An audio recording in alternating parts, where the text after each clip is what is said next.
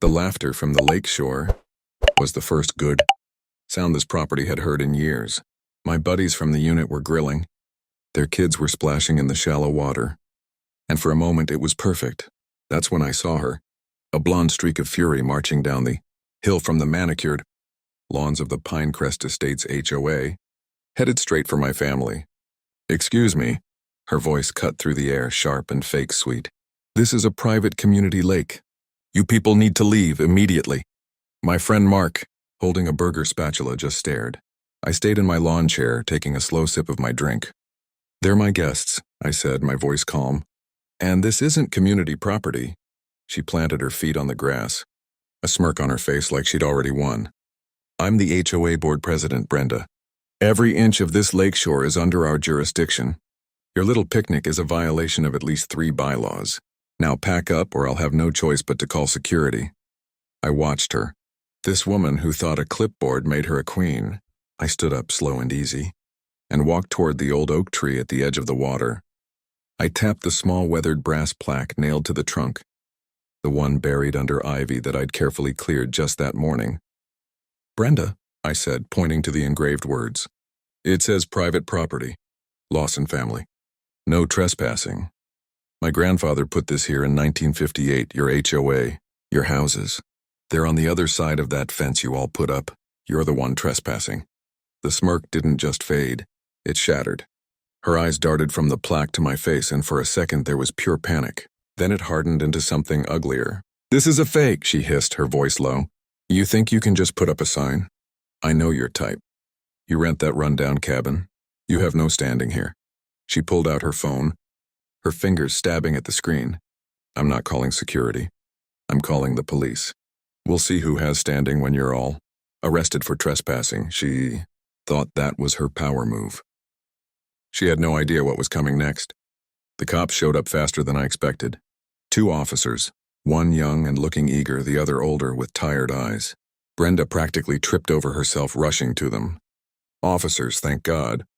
These people are trespassing, refusing to leave. And this one," she jabbed a finger toward me, "is forging property markers. It's a serious offense." The older officer, his name tag read Miller, listened with a patient expression, then turned to me. "Sir, can you explain what's going on?" Before I could speak, Brenda cut in. "He can't explain anything. He's a renter in that shack up the hill. He has no right to be on this lakeshore." I kept my hands visible, my voice steady. "Officer, my name is Jake Lawson. This land, from the old oak tree to the water line and about 50 acres back, has been in my family for 3 generations. That's my cabin. These are my guests." I gestured to the plaque. "The deed is in a safe in my home. I can get it for you." Brenda let out a sharp, mocking laugh. "A deed in a safe? This is ridiculous. Officers, are you really going to believe this story? Look at them." She waved a dismissive hand at my friends, at their beat-up trucks and coolers. The younger officer shifted uncomfortably. Officer Miller looked from Brenda to me, then back to the plaque. "Ma'am, if he can produce a deed, this becomes a civil matter. We can't remove him from his own property." Her face turned a dangerous shade of red. "A civil matter? They're violating HOA aesthetic codes. The noise, the cars. It's an eyesore. This affects our property values." She was spiraling and everyone could see it. My buddies had gone quiet watching. Their wives had gathered the kids closer. "That's not a police matter, ma'am," Officer Miller said, his tone final. That's when Brenda snapped. "I know my rights. I'm on the board. If you won't do your job, I know people who will." She pulled out her phone again, her voice dropping to a furious whisper.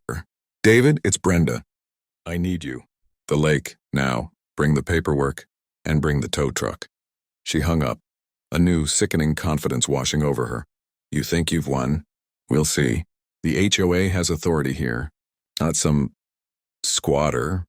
She pointed a trembling finger at my friend. Sarah's minivan parked neatly on the gravel patch I'd always used. "That vehicle is illegally parked on common ground. It's being towed." My calm started to crack. This was no longer about rules. This was a direct threat. "You touch that van," I said, my voice low, "and you'll regret it." "Empty threats," she sneered. "You're out of your depth." We stood there in a tense silence, waiting for her next move. The sound of a heavy engine groaning down the dirt road broke the quiet. A tow truck, followed by a sleek black sedan, pulled up. A man in a cheap suit, probably the HOA's lawyer. David stepped out clutching a binder. But my eyes were on the tow truck driver, already hopping out and hooking up the minivan. Sarah gasped. Brenda smiled. "Stop right there," I said, stepping forward. The driver ignored me. Officer Miller moved to intervene, but the lawyer held up a hand. "We have a valid parking ordinance, officer. This vehicle is in violation." He handed Miller a sheet of paper. It was a standoff. The cops were hesitant. Brenda was victorious. My guests were scared. And my minivan was about to be stolen in front of me. This was the injustice moment, the humiliation she wanted. But she made one critical mistake. She threatened my family, and she had no idea that the security camera on the corner of my cabin wasn't just for show. It was recording everything, including audio, and it was linked to an app on my phone. This is part 1. Subscribe to channel, watch the part 2. Don't forget to like, share, and subscribe to the channel for more amazing HOA Karen stories.